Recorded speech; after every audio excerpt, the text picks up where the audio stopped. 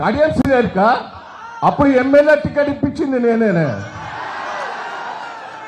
ఇంకోటి కూడా చెప్తున్నా, నేను ఎన్టీ రామారావు గారు కడియం శ్రీహరికి ఎమ్మెల్యే టికెట్ ఇస్తుడు ఇష్టం లేదు. వాస్తవంగా నేనే బత్రాడి ఎన్టీ రామారావు గారికి టికెట్ ఇప్పించింది నేనే. రెండోది ఇది కూడా చెప్తున్నా, వినయ్ చెప్తాడు, మంత్రి కూడా దయాకర్ నీకు వచ్చేటట్టు లేదు క్యాస్ట్ ఈక్వేషన్ అంటే కడియం శ్రీహరికి ఏంటని బత్రాడి ఇప్పించింది కూడా నేనే. వింటానవా? ఓడగొట్టేదాంట్లో కూడా మొదటోని నేనే ఉంటా. థ్యాంక్ యూ అన్న. జర మాట మీద నిలబడాలి, గ్రామ తిరగాలి. అదే